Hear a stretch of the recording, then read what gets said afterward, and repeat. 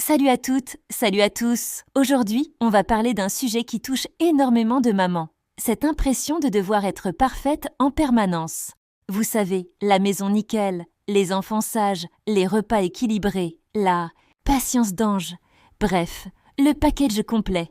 Sauf que, à force de courir après cette perfection, on finit souvent complètement épuisé. Alors aujourd'hui, on va décortiquer tout ça ensemble et voir comment on peut se libérer de ce cercle infernal. Bon, déjà, soyons clairs, le perfectionnisme, ça part souvent d'une bonne intention. On veut bien faire, on veut le meilleur. Adieu pour nos enfants. Mais le souci, c'est que cette quête devient vite une course sans fin. On donne, on donne, on donne. Et au final, on a l'impression que ce n'est jamais assez. Vous voyez ce que je veux dire? Et du coup, comment savoir? Si on est tombé dans ce piège, eh bien, il y a quelques petits signaux qui ne trompent pas. Par exemple, vous êtes crevé même après une bonne nuit de sommeil.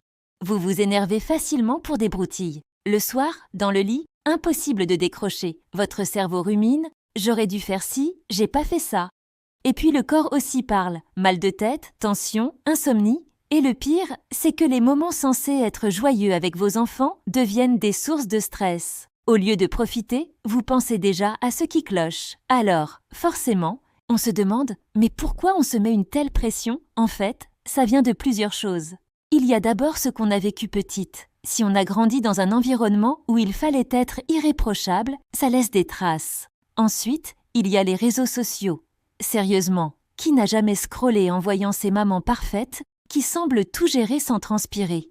On se compare et évidemment, on se sent nul. Et puis, il y a aussi le regard de la société. Aujourd'hui, tout doit être performant, au travail, dans le couple et bien sûr dans la maternité. Bref, la barre est tellement haute qu'on ne peut qu'échouer. Et là, forcément, ça ne reste pas sans conséquences. Déjà, sur vous, l'anxiété, le sommeil qui part en vrille, la confiance en soi qui s'effrite, et parfois même des vraies crises d'angoisse. Mais ça rejaillit aussi sur la famille. Les enfants absorbent le stress, le couple se tend et l'ambiance à la maison devient, disons, électrique. Alors, comment on sort de ce cercle vicieux? La première étape, c'est de prendre conscience. De se dire « Ok, là, ce perfectionnisme, ce n'est pas une force, c'est un poids. » Et surtout, accepter qu'on n'a pas à être irréprochable. Posez-vous la question. Qu'est-ce qui compte vraiment pour mes enfants et pour moi? Spoiler, ce n'est pas que tout soit parfait.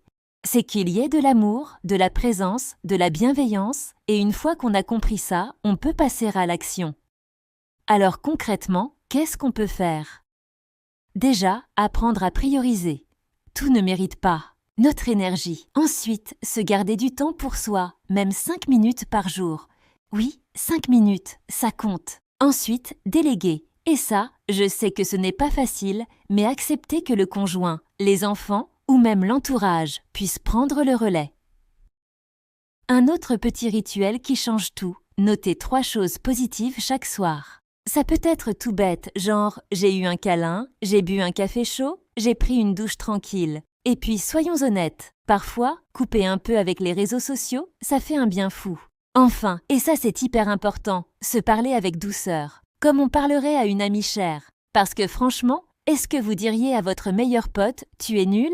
Non, jamais. Alors pourquoi se le dire à soi? Mais malgré tout ça, il y a des moments où ça reste trop lourd, et dans ces cas-là, demander de l'aide, ce n'est pas une faiblesse. Si le sommeil ne revient pas, si l'appétit change, si la tristesse s'installe, ou si les tensions deviennent trop fortes dans la famille, là, oui, c'est peut-être le bon moment de consulter un professionnel.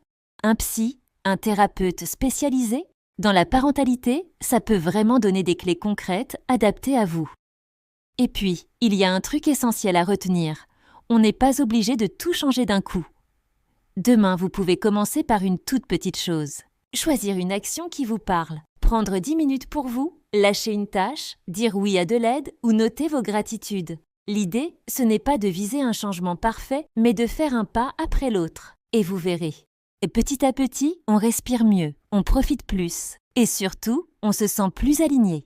Alors voilà, le message est simple. La maman parfaite, ça n'existe pas. Et heureusement, parce qu'en réalité, ce qui fait de vous une bonne maman, ce n'est pas la perfection. C'est l'amour, la présence et la capacité à prendre soin de vous aussi. Alors s'il vous plaît, lâchez la pression. Autorisez-vous à être imparfaite. Parce que vos enfants n'ont pas besoin d'une super-héroïne, ils ont juste besoin de vous.